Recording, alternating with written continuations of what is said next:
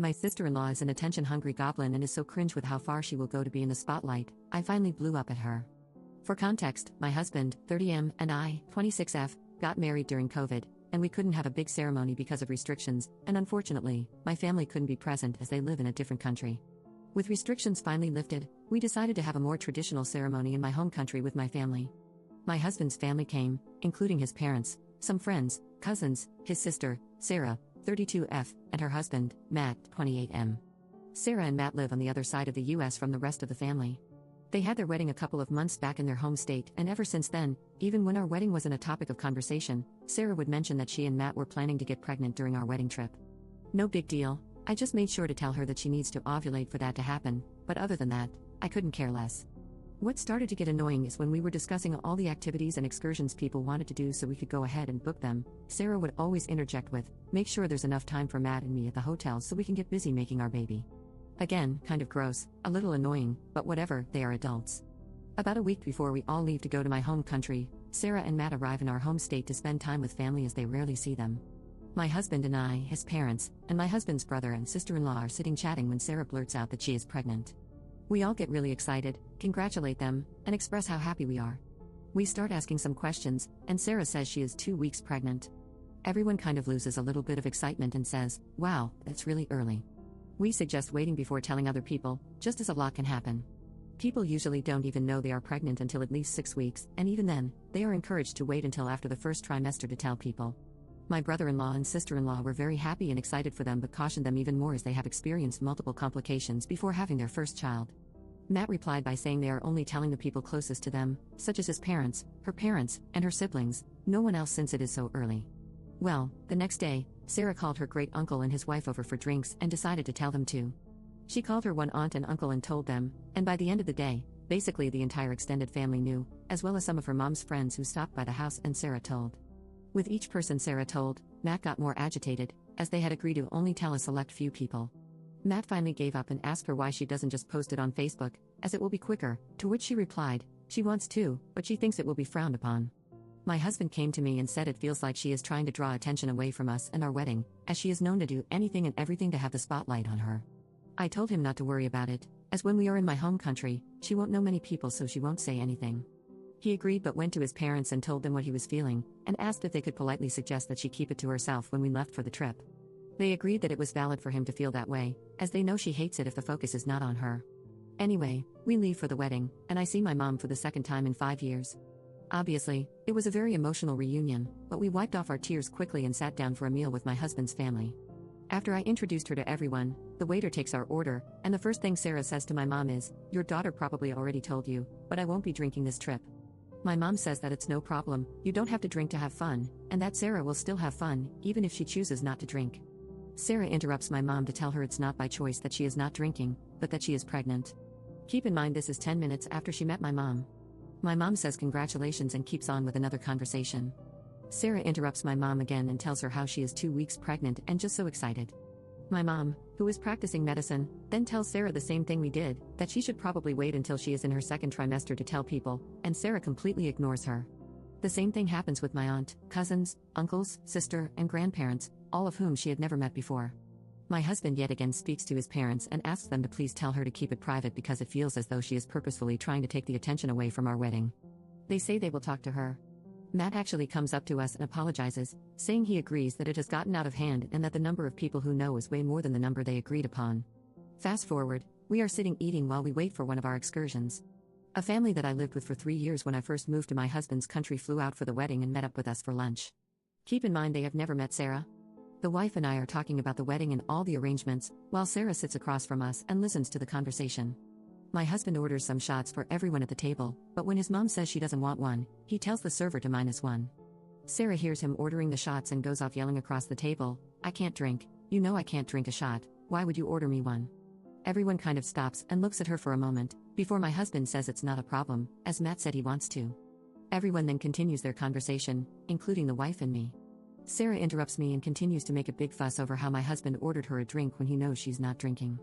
The wife then says it's okay because Matt said he'll drink it, so it's not going to waste. Sarah then repeats how annoying it is that my husband ordered her a shot, and I say not to worry because I'll just drink it if Matt doesn't want it. She keeps doing this until I finally tell the wife she's not drinking because she is pregnant. The wife says congratulations and asks how far along she is, then also advises her to be careful about telling too many people. This situation happened about 3 more times in the week leading up to the wedding. Now, the last time it happened, she was telling my high school friends at the wedding how sick she has been, but no one asked why she was sick. They were just empathetic and saying they hope she feels better. They came over to talk to me, and she followed again, complaining about how sick she has been and kind of pushing them to ask why she has been feeling so sick. When I finally said, "Sarah, are you effing kidding me right now? No one gives a crap that you are pregnant, they don't even know you." Sarah ran off crying, and my mother-in-law heard me say that and told my father-in-law, who screamed at my husband, saying how we hurt Sarah's feelings and how she is just excited. My husband doesn't think I did anything wrong, and my high school friends think I was fine too because they know the backstory. However, my mom and some of my husband's family think I am to blame for my reaction. Update 1. My husband and I finally had our honeymoon, and we were unreachable during our holiday because we were out of the country. Our whole family knew this before we left, and we told them the only way to reach us in an emergency was to call the hotel. We knew Sarah had an appointment while we were away, and we told her we would call her as soon as we got back home. One day, my husband and I were out of the hotel for the entire day doing activities, and when we got back, we found a note on our room door instructing us to go to reception.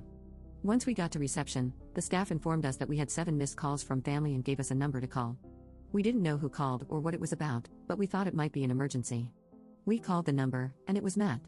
He seemed very confused and asked why we were calling him on our honeymoon and if we were okay. We explained that the hotel said this number had called us 7 times and asked if everything was okay. Matt said everything was fine but that Sarah wanted to talk to us.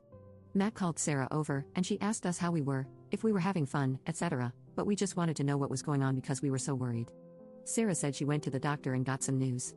We asked her if everything was okay because she kept not saying anything, and we could hear her and Matt whispering to each other. We heard Matt say to her, "Did you seriously call the hotel 7 times to tell them this? It could have waited." Sarah finally got back on the phone and said that the doctor said she was going to have twins. We said congratulations and asked if there was anything else, as we thought it was an emergency. She said no, she just wanted to share the news because she was so excited and scared, and she couldn't hold it in. She also said she called my mom and told her on social media. My husband and I both just said we were very happy for them but really didn't want to be bothered again if it was not an emergency. Sarah said we were being very rude and she just wanted to share the good news. We hung up because we had to get ready for dinner. When we got back to the US, my in-laws picked us up from the airport and asked us if we had spoken to Sarah. We said yes. She said she was having twins, and we were very excited for them. My father-in-law then said Sarah told them we were extremely rude to her and Matt, and we were dismissive and hung up the phone. We told them what really happened, and they said that is not what Sarah has told the whole family. We are now back in our house and haven't spoken to Sarah or Matt, but Matt texted us both. The text only came through later, where he said he was so sorry that they bothered us on our vacation and he felt horrible. We just texted back and said all was good, and that we were very excited for both of them. All I can say about this whole situation is that I am very happy that we live on the other side of the country from Sarah. Update 2. Hi everyone, sorry it's been 3 months. I have been really busy with work. Sarah is still pregnant, due at the end of August, with 2 babies, 1 boy and 1 girl. My husband and I have started to try and have a family of our own. No success yet, but we are not worried, it's only been 2 months. When we were in my country, we were buying artwork and small furniture from my country to put in the nursery of our future baby, so it could have my culture too. Sarah and her husband bought some things too for their house, and my mom was in town with Sarah one day when we did a trip they didn't want to do and bought some things for us. She told Sarah it was for the nursery for our future baby. When Sarah heard what our idea for our nursery was with my culture, she decided she wanted her nursery to be like that and bought almost everything we bought. We didn't say anything because we thought she was just buying for her house and for friends, souvenirs, etc. Some time passed after everything happened at the wedding and the honeymoon, and Sarah called me to see if I could go to a store where we live and look at some baby things for her because they don't have that store. I said yes and spent almost 2 hours with her on the video call showing her things, taking pictures, and saying we could get it and mail it to her if she needed anything. So we were on good terms. Then a week ago, she posted on Instagram her nursery in progress, and it was exactly what I said I wanted. The theme isn't something very common, but it's my culture. Think like dragons for China or geisha for Japan. A very big part of the culture, but not usually a baby theme. I saw it and got mad. I showed it to my husband, and he was mad too, but he said, let's just give it a few days, and then talk about it again, and then we can decide what to do. So I said okay and waited. Sarah called us a couple of days later to tell us the name she decided for her babies. The boy's name is very sweet, a mixture of a family name on Matt and Sarah's side. The girl's name is where the problem is. Her first name is very pretty, we love it, but her middle name is my husband's name that we said we wanted to use if we had a son. It's not a general neutral name like Taylor, it's a boy's name like Jonathan. My husband said, "That's my name," and she knew we wanted to use it. She said it's also their uncle's name, and that's who it's after.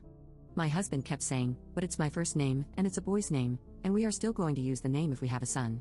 This is where Sarah lost her mind. She got so mad and started yelling that cousins cannot have the same name and she chose it first. My husband just screamed, "It's my name." Finally, Sarah just hung up after she said she thought my husband would be happy that she is naming the baby the same name as him. Again, we gave it a couple of days, and then I had a talk with my husband and said I am still very upset about the theme. It feels like Sarah always gets what she wants, no matter what other people think, feel, or are affected. I told him it's like the camel's back broke from all the straws over the last years. I told him I was going to call Sarah and tell her how I feel and just talk about it. He said okay but told me to wait one more day so I wouldn't be very angry when I called. I called my mom and told her what I told my husband, and she was furious. She pointed out that Sarah also showed me and my husband things she thought would look good in our nursery with the theme we said we wanted, so she knew exactly what we wanted to do. I took a couple of hours to get my brain ready and called Sarah to talk to her about it. When I was talking to Sarah, I made sure to tell her that the nursery wasn't the main issue, that it was just the last thing I could take. I told her it feels like everything is always about her and how she wants it, and screw everybody else. I said it's been almost 4 years of that, and the nursery was the last straw. I made it a point to talk to her nicely, not raise my voice, and use kind words, but she went off. She said a nursery theme isn't something you can own and that I actually copied her. I told her it's my culture, so I don't know how that works.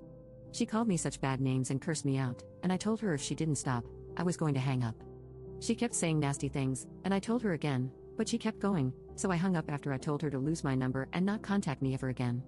I haven't had any other contact from her, and neither has my husband. It feels like a weight off my shoulders. I wish her the best, but she cannot be a part of my life if she is acting like this. I also removed her from all socials. So that's that, Sarah and I are done. My husband is low contact, only if she calls or messages him, which is never. Her parents are shocked at me, but I said I'm done. Her mom asked if I am going to tell Sarah when I get pregnant, and I said no. She is welcome to tell her, and my husband can tell her if he wants, but I am not speaking to Sarah again. Sarah had her shower, and I sent 2 outfits for the babies because I bought them before the phone call, and she texted in a group chat to say thank you, and I just liked the message. I told my husband that if I am home, Sarah is not welcome in my house. That's probably the last update from me. I don't think anything else will happen now that I am no contact.